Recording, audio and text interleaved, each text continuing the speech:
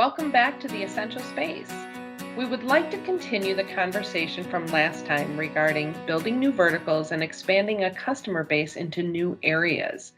Jake, what can Essential do to work with their customers to help them along in this process? Yes, there's a couple of different things there.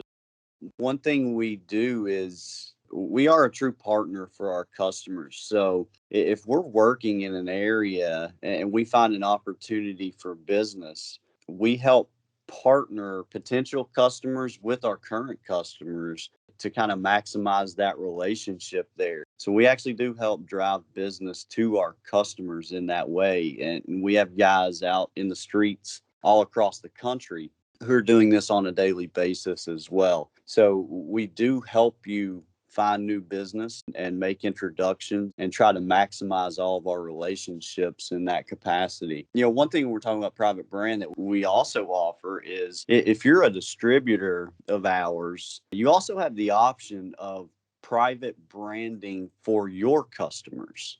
So if you have a certain customer who wants their name and their logo on the products that they use, will private brand for your customers as well. And that's pretty unique in the industry. There's not many people who will do that. And probably the biggest benefit of private branding is you're protecting your margins. Everybody knows about the race to zero. You get in these bid situations, especially if there's certain specs on that bid for certain products, you quickly start racing to zero against your competition, just trying to win the business with very little margin. So if you're able to get your brand, your product spec'd on that bid, you're the only one that carries your brand. So you've kind of protected yourself there and protected those margins and really won that race to zero.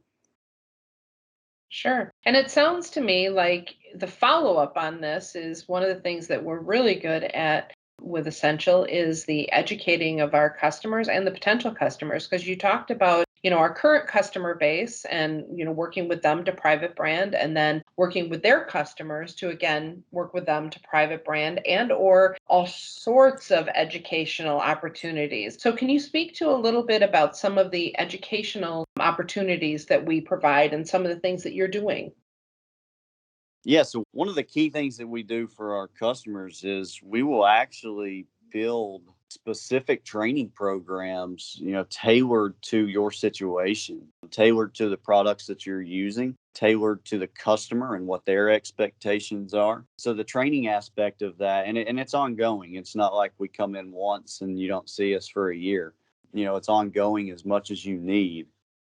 In the past, we have done a lot of workshops with our customers where we will come in and educate you on different situations. So maybe you want to have a group of people come in and we take them through different floor care maintenance programs. We'll take them through proper restroom cleaning, proper disinfection. We'll take them through proper carpet care maintenance. There's all these different subjects that we have expertise in that we can help you pass along to your customers. So it's a value add that you're able to offer to your customers as well.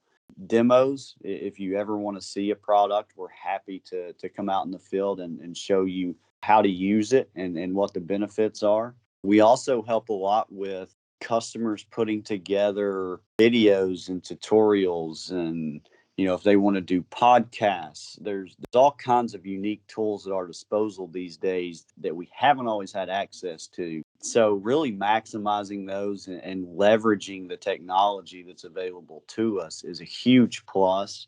And quite honestly, it's something that I don't feel, enough of the people in our industry do. They don't really capitalize on that. So leveraging social media, that's, the last couple of years, that's been a big push for us as a company. And I think it's benefited us very well.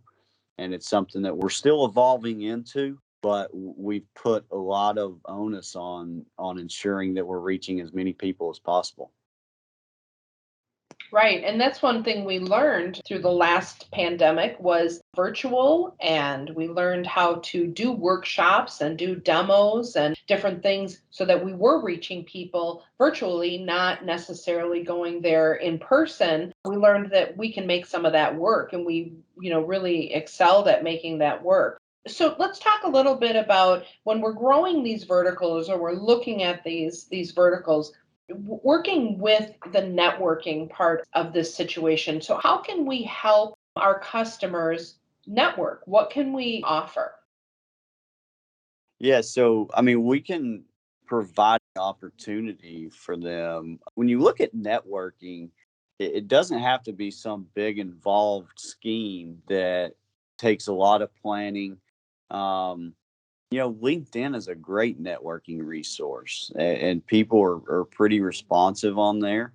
So that's a great way to start. Is just start connecting with people on LinkedIn who you would like to get to know or maybe learn more about their business.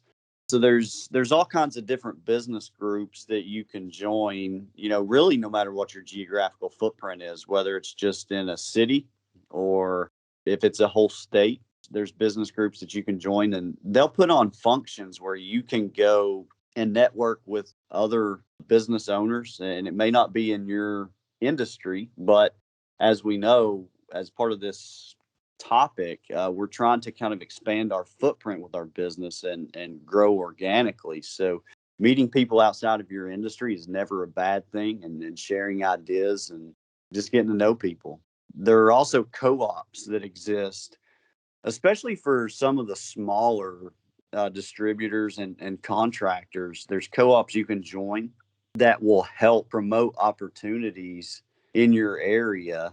That they kind of help, start relationships. If somebody's looking for a service that you provide, they'll help connect that dot and get you guys to meet and start talking. Reaching out to other industry leaders. Maybe if you're wanting to break into the grocery market, start networking inside the grocery industry. There's all kinds of different online resources where you can kind of start conversations and really learn. You have to educate yourself about the industry that you want to kind of break into first. And in doing so, hopefully along the way, you meet some of these key leaders that you'll need to know in order to get that off the ground. Sounds great. And what I know, there's also school bids too. There's different ways that you can get into learning about bids that are happening in schools and in government agencies. And I think that falls into some of your business groups and your co-ops. But that's all really great stuff. Jake, thank you for this great conversation today.